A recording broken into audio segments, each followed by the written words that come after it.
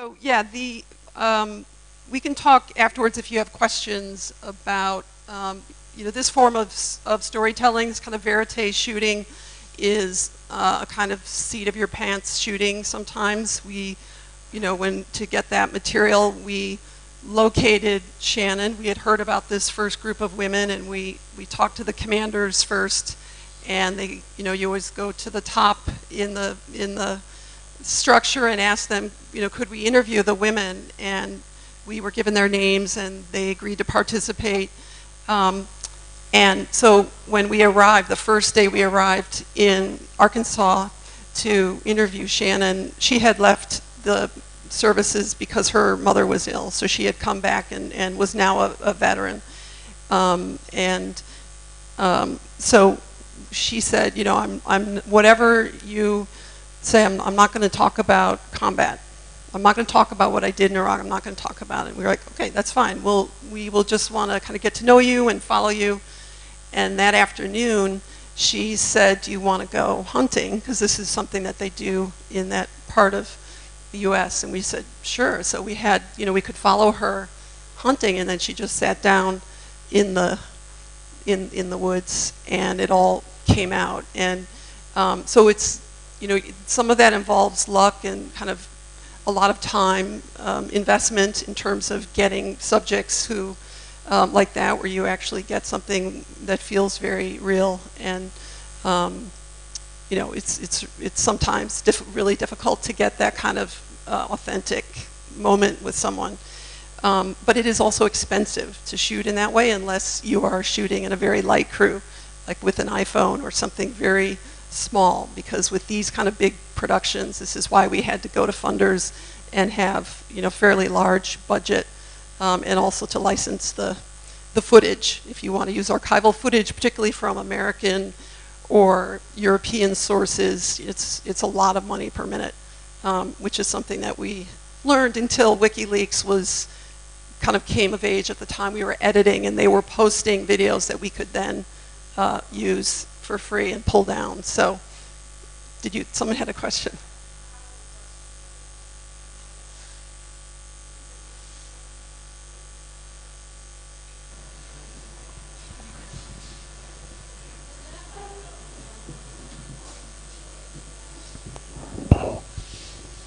Okay, my question really is to understand how to break into a character. Because one thing that I see that is really unique about good and authentic documentaries is that silence, like just letting the character be and just letting the camera roll. Like because I've watched quite a number of them, like Caroline's documentary yesterday, you could just see the character smoking. Like how do you get such authenticity from your characters that make you feel what they are going through to move? Like some of the shots, I was like, did she plan this movement? Like, okay, walk through the woods, we get the shots with the sun. I just want to understand how your process to getting your character to open up and I mean, part of it is sort of duration, the amount of time that you spend before you start shooting, which I think Caroline mentioned yesterday, putting in a lot of time to cultivate a relationship and an understanding where the person feels that they can trust you, because basically they're giving you their story and their trauma in the case of Shannon, and revealing something. And I think it's really also just your personal attitude, your approach, and if you feel very open to whatever may come, I think people feel that. I mean, I think that's also, if you can approach with no preconceptions, and if your agenda is really just to try to tell someone's story from their point of view or to elicit their story, I think people can feel that. And in fact, when we kept coming back to some of these, to Fort Riley and some of these Army bases in the U.S., and they would be like, when is this film going to be done? You keep coming back. And it was like 3 years we kept coming back, and we'd say, well, we didn't quite get exactly what we wanted. And it was like on the final shoots where they, the characters would open up and really understood. And the other thing that I think they understood in the case of Lioness is that we saw them as important historical actors. We saw them as playing a key role in the evolution of policy at this moment in terms of the execution of this war. And we didn't say it to them, but I think over time and our persistence and the kind of questions that we asked, and the sitting with silence, letting them, if they got upset, just sit through it, let them recompose, and then go on. It's hard to do if you feel that you've gotten someone upset, and that happened to Shannon a lot, where she did get very distressed, and then we would let her say, you just tell us when you're ready to stop, or you just wait, and then she would recompose herself and go back on, be able to keep going. Thank you. Please, just to advise that next set of questions or comments should be very short. Because we're overrunning by 20 minutes, and we have a frame to see our boys. We've shifted it to 4:20 now, and there are people who have come specifically for that film. Please keep the questions short so that you can have time to answer them. Thank you.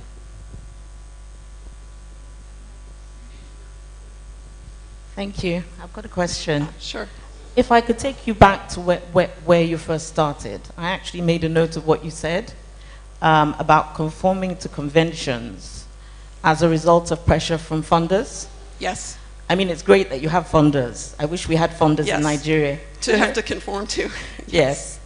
It's a good problem to have. Yes. However, you said it means that you have to do a certain kind of story.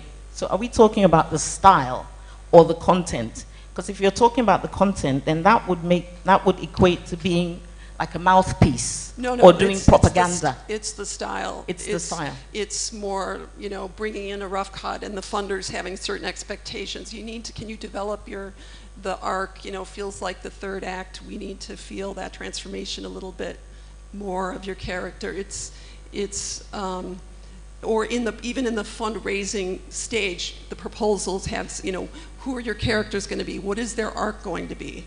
And if you're a verite filmmaker and you're like coming to Lagos to make a film about, a person here, if you're shooting, as things happen in an observational style, you can't necessarily guarantee what you write down is what you're going to find.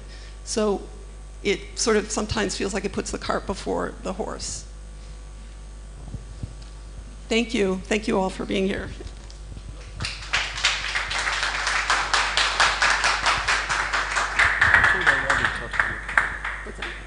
There is one, but if you're done. No, you have 15 minutes more. Oh, okay. Yeah. Okay. No, we shifted the next screening to 4:20 so that we can fully explore this. So you can take more questions now if you want to show the clip. Sorry, I will take one question, and I have a 3-minute clip of a new project that I'll show you. Yes. Hi. Hi. I'm sorry. I'm not very familiar with this particular issue. So I want to understand something. So according to the clip that we watched with the statesman, it seemed that the women were not exactly expected to be in the line of combat. So how did they end up having to do those things that they had to do? Yeah, that's the key question. I think it was so the official policy is women are not allowed in combat arms, in the artillery, the infantry, special forces, but in the context of Iraq, where they were dealing with Muslim families, and they found in the first few months as the insurgency was starting to kick up, that there was so much tension and potential for violence if the men got even near the Iraqi women. So they're like, oh, let's bring out the Shannon, the mechanic, who works during the day, but she's we know she's tough. She's from Arkansas. She can shoot well. So let's bring her out with us at night. So all the women ended up getting pulled out and formed into these teams and would do this work and come back and then do their day job, which was, supply clerk or, fixing vehicles and this sort of thing. So it was that kind of, and of course, the one thing that did come up is a lot of our funders, for instance, when we showed them a rough cut, would say, you need to make the you need to make the men, the commanders who pulled them out, they need to be kind of more evil. You need to make them more, bad. And we would say, they actually have teenage daughters themselves. They're a younger generation, and they actually believed that the women could do this work. And it was this kind of ad hoc situation, is how they saw it, and they pulled them out. And they knew that the people sitting in Congress and in the Pentagon had no clue what they were asking the troops to do. So it was a little more complicated. So we had to fight not to put George Bush in our cut of this. We had to fight to kind of keep some of that out and let the politics sort of speak for themselves. Okay. All right, I'm just going to show you a very short clip. And the thing about this clip is it's from a project about storytelling in the law, and it started as a single channel project, meaning a long form doc, and we ended up finding that multi-channel installation was a better way to go. So it sort of evolved over time, and it's a story about a young Latino man in an all-white community in Michigan who was sentenced to life without the possibility of parole at age 15 for a murder that he says that he did not commit. And so what we tried to do is to take the film that was a temporal experience and spatialize it. So we created an installation with 25 screens with excerpts of interviews from all of the people that were involved in the story.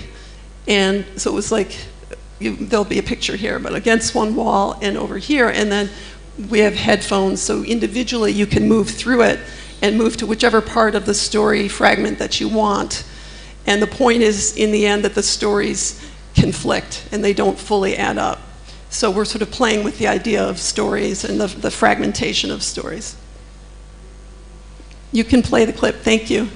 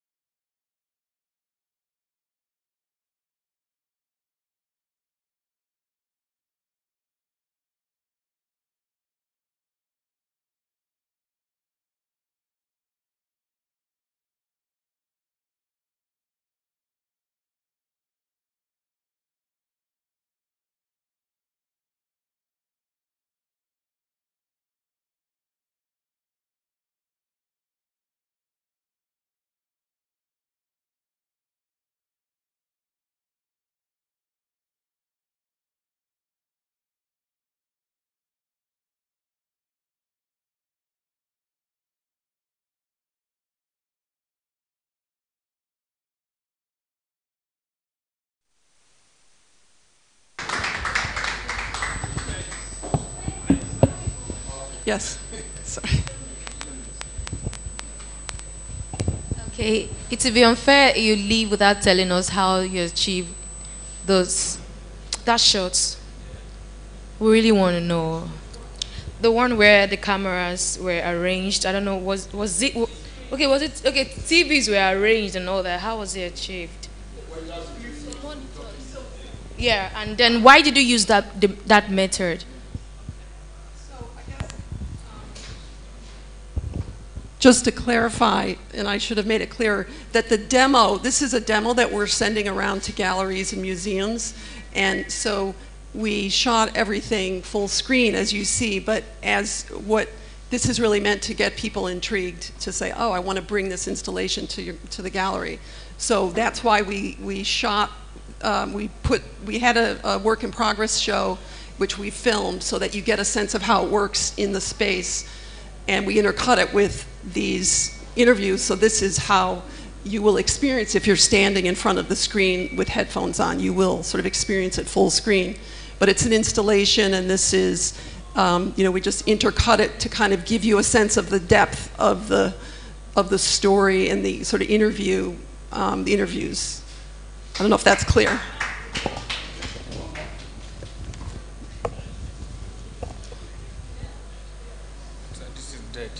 Okay. I wondered if you could talk a little bit about where Lioness went after you finished it, and also with this new film. I mean, it's a fascinating thing to do, to kind of spatialize a film like this, but it seems like you found a way to make distributing a documentary even harder. Right. Well, exactly. Exactly. And that's true. When you do an installation, you're moving into an art space which is limited in terms of access and in terms of who even cares and who wants to come. And I think that's right. I think we just hit a dead end with our single channel piece. We edited for a number of years, and we just felt, all right, this is just not going to work. But we think it will work this way. So it was, we didn't conceive of it at the beginning as being an installation. And then as far as, what was your? Lioness. So with Lioness, what we ended up doing is we did a tour around the country, going to festivals and screenings. We also took it to Capitol Hill, to the U.S. Congress, and we had a screening in the House Veteran Affairs Committee room. So we screened it in front of Congress people, and we had all of the women in the film come. And basically what came out of it is they basically said, all right, what do you need? How did this situation come about? And the women said, you have to record what we do. If we work, you need to record it on our resume. And then you also need to take care of us when we come back and go to the VA, which is the Veterans Hospital. It's free health care if you've served. And you have to understand that we've done what we say that we have done. And also hire more women doctors, because these are all young women, childbearing age, and they had no OBGYN department historically. So we had a whole sort of outreach campaign that went along with this. Thank you. Thank you very much, Meg. Thank you so much for this. As I said, we wanted this because of every time we talk about documentary filmmaking, it looks like voodooism. Now, if you have been a filmmaker in Lagos, don't let me say Nigeria because I don't know what is happening in the north. You know how difficult it is to shoot a scene in Lagos, especially when it's on the street. Especially when you have to deal with those special characters, the one we call the real owners of Lagos. And because of that, people say, oh, our films are not adventurous. We're not, the filmmakers don't stretch their imagination. They don't tackle the real problem. But if you are shooting a film in Lagos, you know that you must have signed a partial death warrant to go on the street and shoot. Because if the police is not aiming to shoot at you, the area boys will come after you. So we're glad that one of our filmmakers had dared to go and face those guys. James Amuta, our boys. James, please.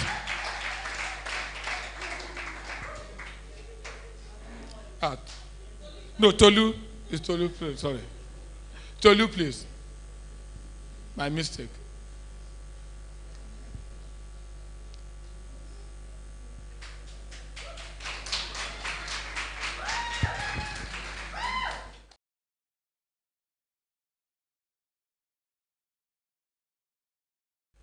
How did you do it? Just introduce us to the film and then. Okay. Our Boys is a special film. It's a very special film to us. I work in a company called 0 Degrees, and basically what we do is we help people sell their ideas through audiovisual production, radios and TV. This is an interesting idea for us, primarily because we've encountered area boys across a variety of our productions, and we felt there was a general negative perception about these guys that we wanted to shed some light on, to say, okay, these are people like us, they have the same dreams, hopes, and fears. And that is pretty much what this documentary is about. Tolu Ichegboje will be back for Q&A. I mentioned James because there's also Nightfall in Lagos. These two films were curated almost back to back because what the Nightfall 2 will do is to really open up our imagination. So I encourage you to please wait around for the evening screening at the other side. I may not be able to say it again. Thank you very much, Tolu. Please, you'll be back for Q&A.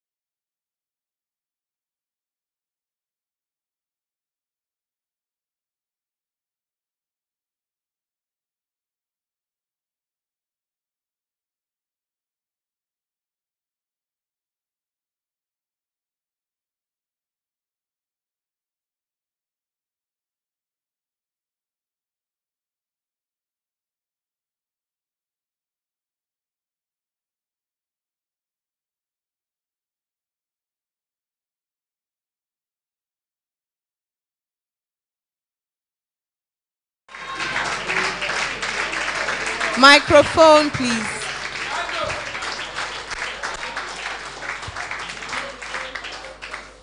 Okay, so we'll use this one. So, Tolu, just introduce your crew. I was going to say cast and crew. There's a selfish reason for this, so that way I'm not the only one answering all the questions.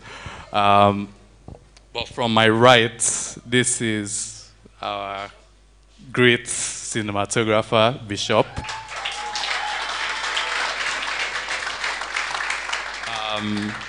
From the far left, our location manager, Imole.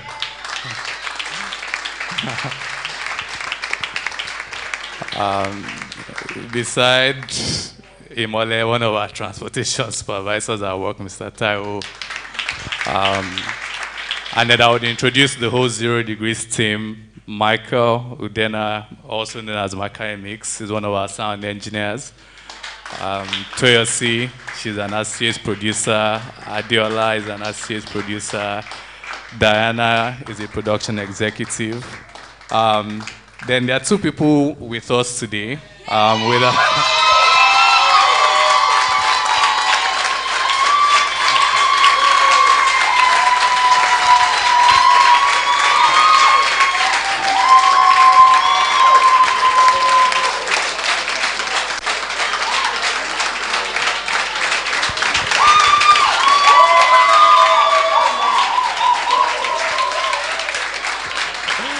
So there are 2 people without who this story, like this is now 2 out of many, without who this story would not have been possible.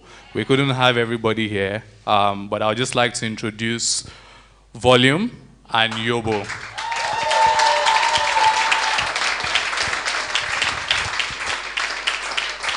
Okay, so quickly we'll take questions. Questions. The first hand over there.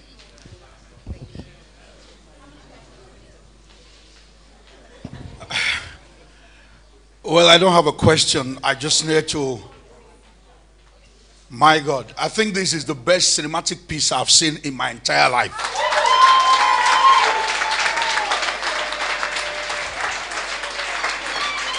And I'm most excited because this story is told by a Nigerian. Because most of stuff like this that we've seen in the past are always stories told from abroad. I want to thank the team that made up this piece. Honestly, how you did this, how you got those guys so realistically portrayed is something that beats every cinematic imagination. I definitely, this will live with me till I die. Honestly, I'm very emotional about this. The failure of the system in Nigeria, the failure of those that are saddled with the responsibility to lead us, and the irresponsibility of them all. We will poke these ones into their faces. We will shove it down their throats. We will make them know that they failed completely, all of them in government. The fact that this reality is with us, and from Oshodi to the government house in Lagos, is just a stone throw. This reality is with us. And for the guys that agreed to showcase, because a turning around has just started, like what happened to the little girl's success. I congratulate you, the director, the entire team that made this up. God bless you. Thank you so much. Thank you.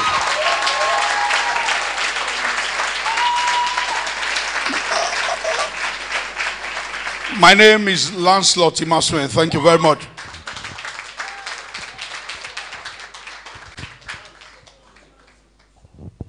Hi, my name is Alvan. I would like to ask some technical questions. Was this scripted? Okay, did you like have your interviews before you shot your bureaus? So that enabled you organize the bureaus properly. Nicely done. Well done.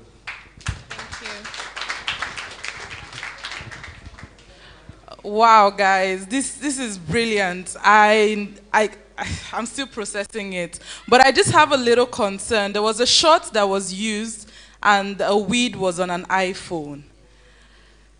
if you take this, I don't know how it's going to be portraying the brand in that light if it's seen outside. So I don't know. It might just be something you should take into consideration if you're taking it out. So. Do you want to speak to that?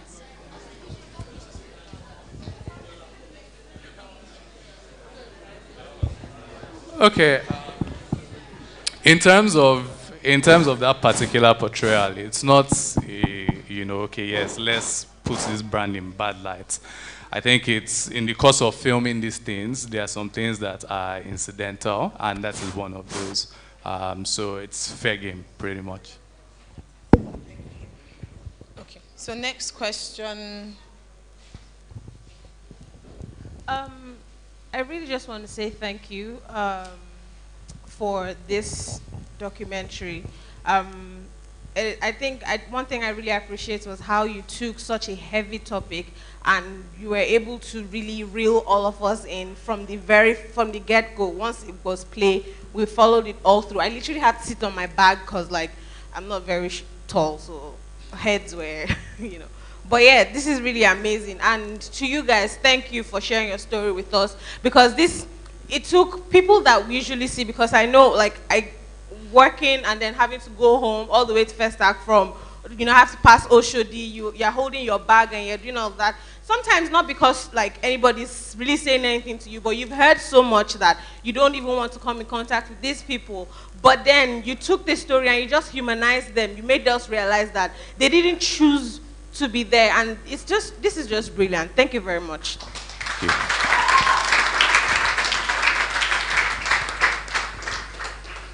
Hi, this is not a question. It's, wow, I've been going to documentary film festivals for 20-something years. I've shot some of my own. This is a very powerful piece. It's a brilliant film, brilliant documentary film, and told in such an amazing, powerful, natural manner. Big up to the characters who are there, who have to face the situation every day. And brilliant documentary film, brilliant filmmaking, and my advice is take it as much around as you possibly can. Film festivals around the world. Al Jazeera is everything, because it's the kind of story that they need to get as well. So many congratulations. Sorry. Let me just say something real quick. I mean, of course, ideas like this only go as far as the people who enable them. And this story would not be possible without one person. Everybody that is here is a member of the crew. There's one member of our crew who has refused to come out, and I would like to appreciate the person of Mr. Steve Babaeko, wherever he is.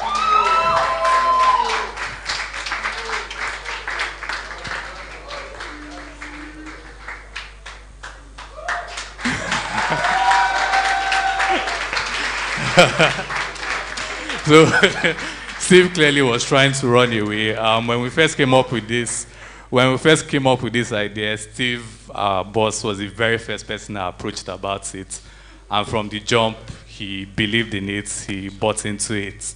And he's the reason why, this project is here today.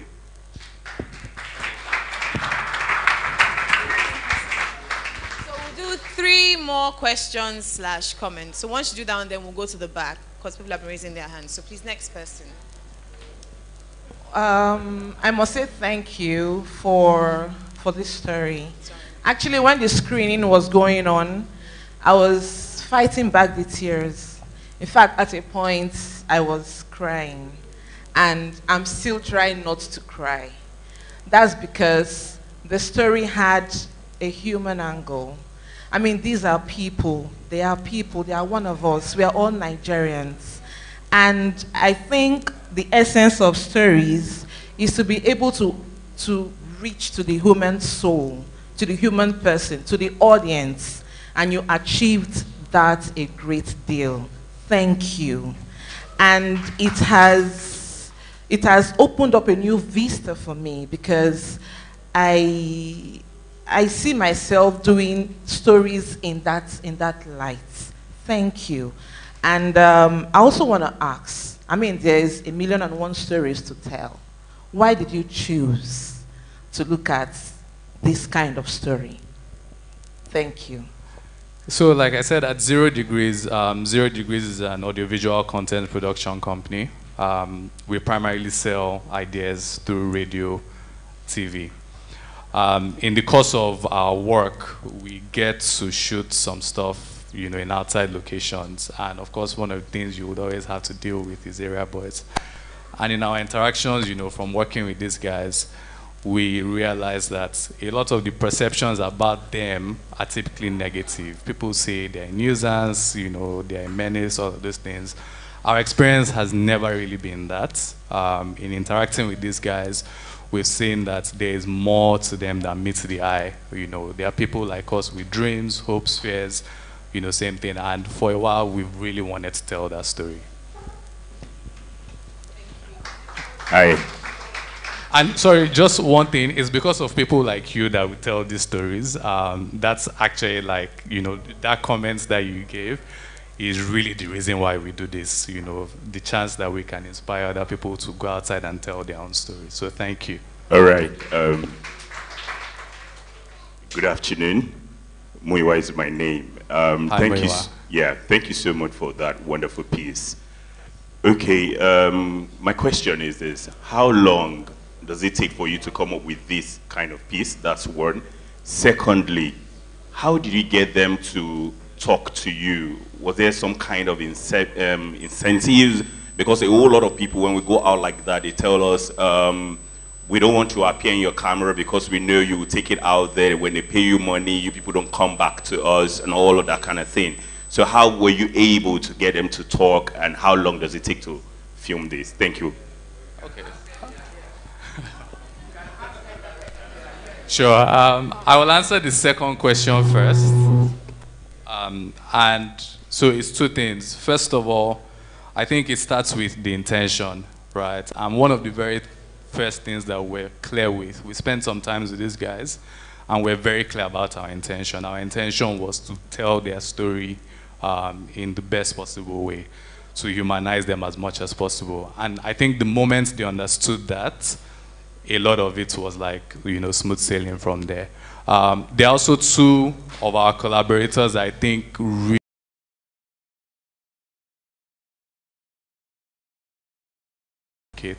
our location manager Imole is one of them. Our cinematographer Bishop is, you know, the second person. And, you know, with us, it wasn't so much about, okay, any financial incentive or any of those things. They realized what we were trying to do and they keyed into it. And then for the first question, it took us roughly over a year to make this. We spent, I think, 6 days over, you know, 2 different weekends filming with the guys.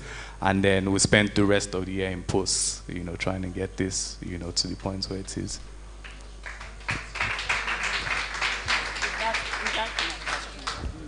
Thank you, obviously, for the film. I just will follow what he was telling, and was a little bit my question. How did you choose them? How did it, because of course you shot 6 days, but before, of course, what we spoke about is confidence and trust, and then when you know what you are doing. But did you cast in more characters? How it came you choose these 5 of them, and how long was the process before starting filming? Okay, so before filming, we spent 2 weeks, and that 2 weeks was Bishop, Imole, and I just going around. Now, Imole primarily knew the guys in Monkey Village. Bishop knew the guy at the shrine. And so it was a case of, okay, we're going around and we're saying, here's what we're trying to achieve. Let's see a bunch of guys. Let's see who has a story that, you know, embodies what we're trying to achieve. So in that sense, there was a bit of a casting process, listening to them, learning their stories, and then just figuring out how to organize the interviews in a way that, you know, we could tell the story. Hi. Congratulations, guys. My question is, how were you able to achieve this in Oshodi? you took your cameras, you took your equipment down to Oshodi. Ah, I give it to you. So I will allow two people to answer that question. Bishop and Imole. Imole will go first.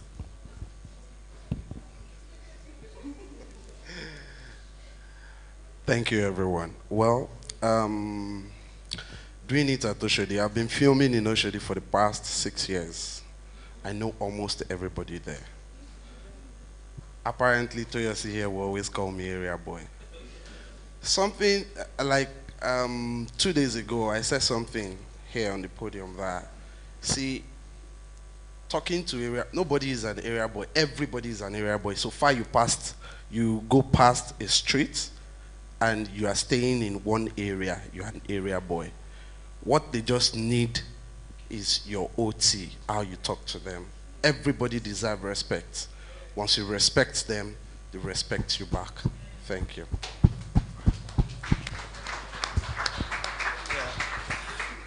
Good afternoon.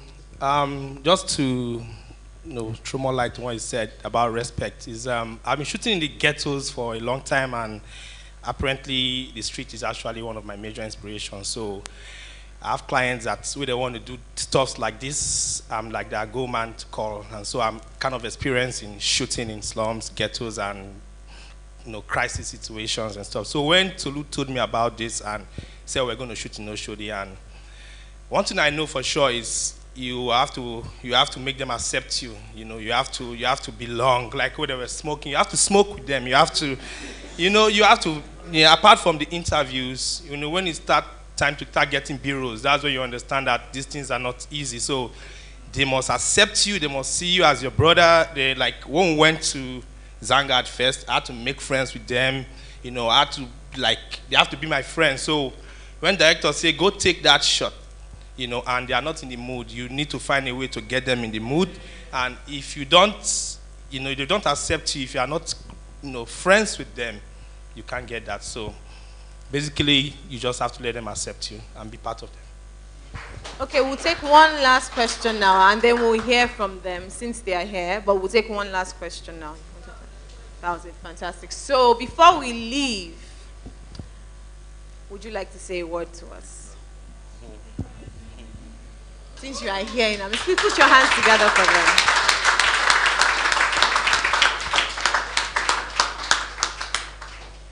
Good evening, everybody. Don't see me as an area boy, see me as your brother. Yes. Well,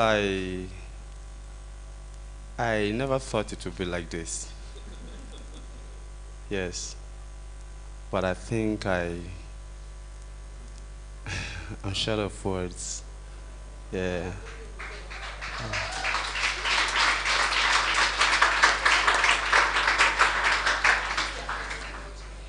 Well, so this is your first time watching this, since it was shot, which was what year? Last year, 2018. Yeah. How do you feel seeing how it has all come together? Yeah, that's what I'm saying. I'm just seeing myself as a Hollywood actor.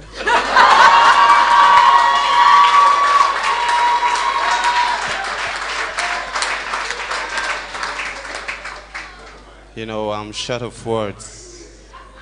I never knew people like you, so gracious and so beautiful, will come to watch something that's done with somebody like me. So I appreciate you guys. I love this moment. Thank you so much. Thank you so much. Thank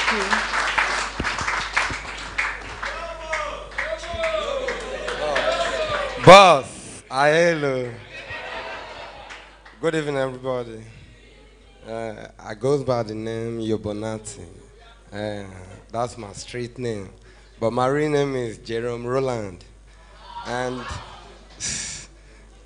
I really appreciate your presence here tonight. Thank God for you making everything possible for we all to be here tonight. I appreciate everybody here. So thank you all. Thank you.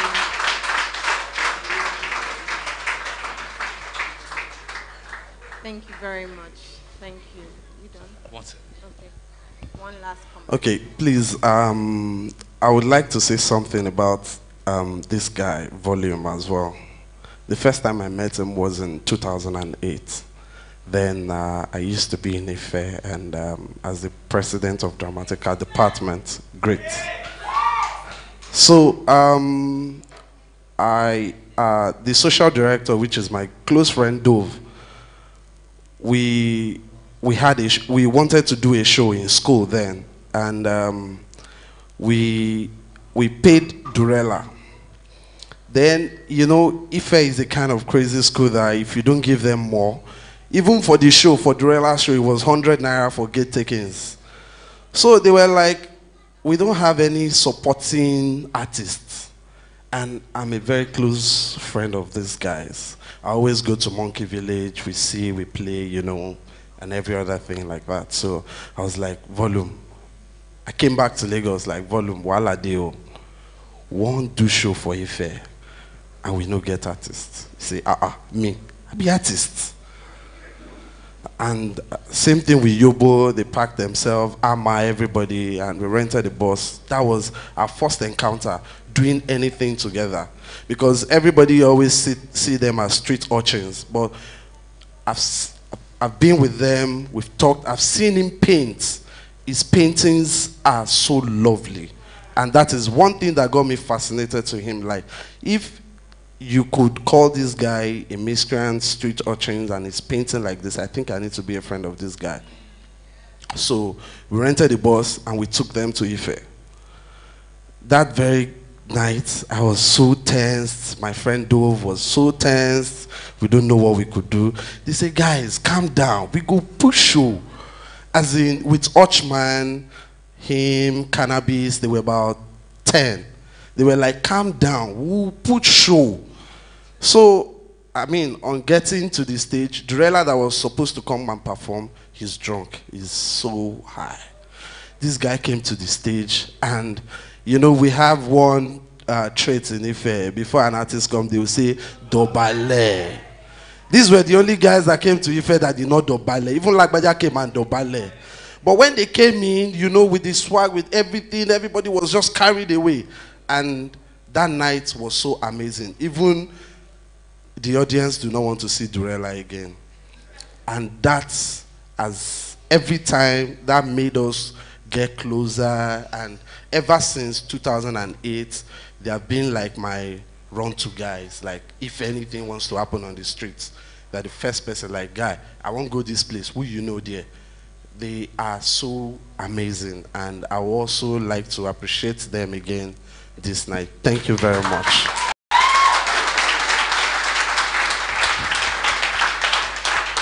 Thank you all very much. This is one of the reasons why we do iREP, to tell stories that make connections and that literally change lives. And the lives of everyone in that documentary has literally changed by this story. I remember when BBC did the story on the man in the dump yard. I can't remember his name. Vocal Slender. And Vocal Slender's life literally changed because someone told his story. Many times we walk around things that are stories every single day. You just need to take a second thought and tell a story, make connections, allow us to see ourselves differently, and literally change a life. So thank you once again to the crew of our boys. Please put your hands together for them. Amazing film. You want to take a group picture? Just a comment. Well, I'm an intruder here. You know, there's a recurring name. Because we have to say this. There's a recurring name in all these films that we're showing. Who is Imole? The job you are doing is very important. He's the one who has been fixing all these tough places where people have to go and film. Thank you very much. That's all I want to say.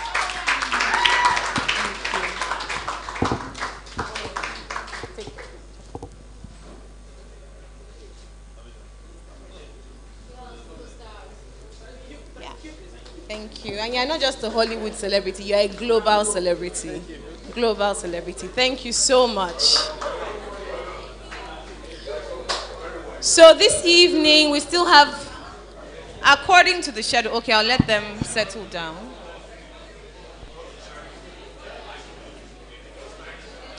What's next is another film screening, Made in Hell, which is also a very interesting film.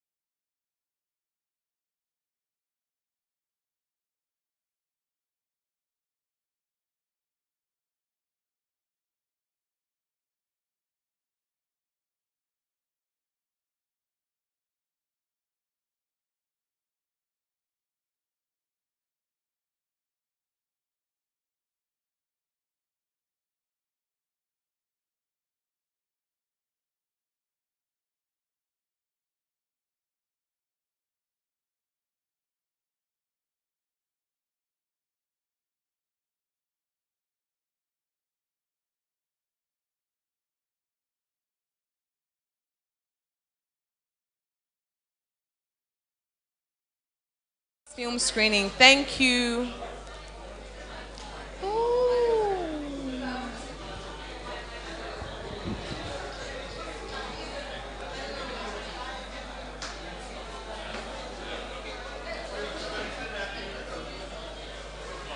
See what I tell about stories?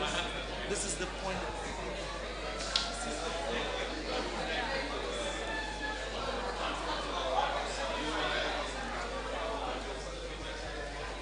Please, can we settle down? Please, let us settle down. The next film needs to screen. Now. The next film needs to screen now, so please let us settle down. And if you want to have a conversation, you can just step out of the hall.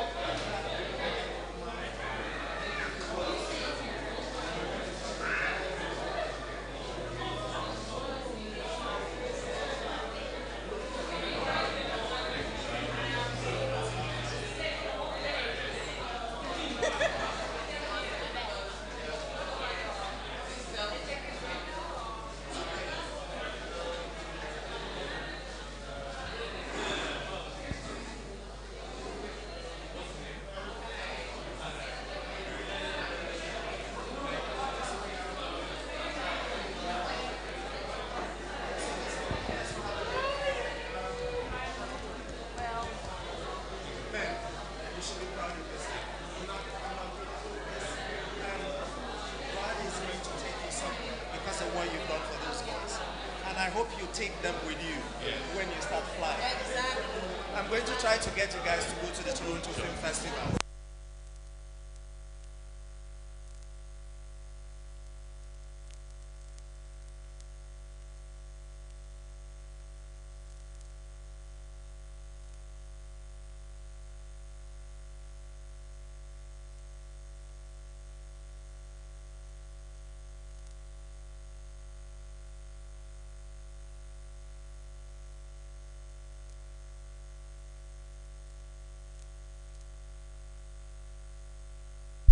Okay, thank you all. Thank you. It's time to settle down. Thank you. Ushers, please help in calming down the hall. Thank you.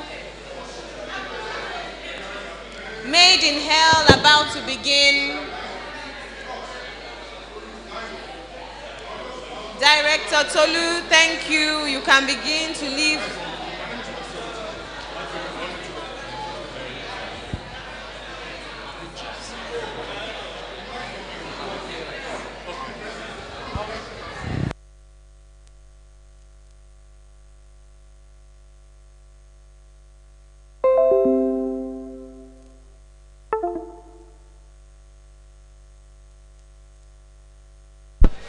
Thank you, thank you, thank you.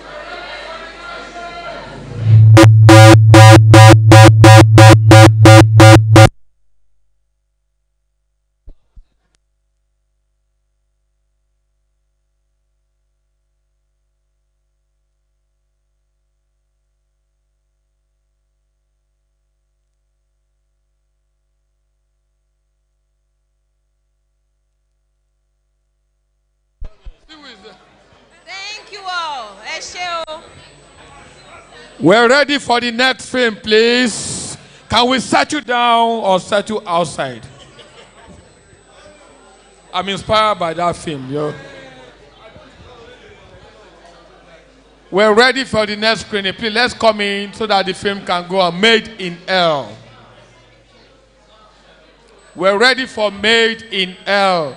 Please, let's settle down, or you can step downstairs if that's your option.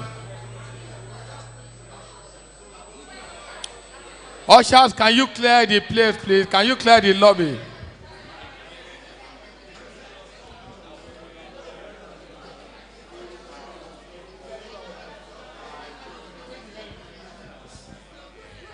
I created.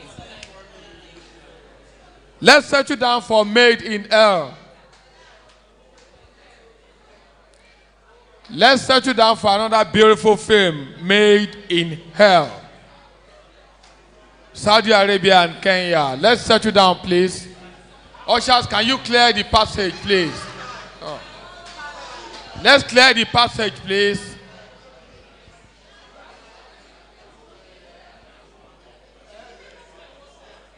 Let's clear the passage, please. I think someone should take Tolu downstairs so that everybody can clear. I think we should deport Tolu downstairs. Tolu, you are hereby deported. You are hereby deported from this place so that people can go. He's been deported. Let's settle down, please. Let's settle down. The next film is ready for screening.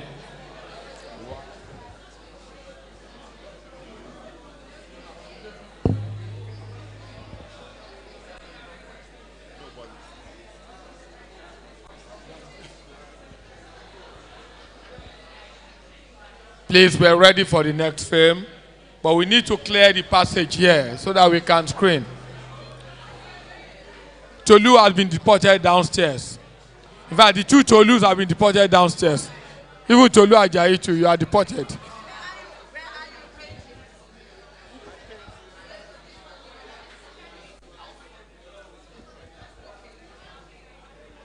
Okay, I think we are settled, or fairly settled.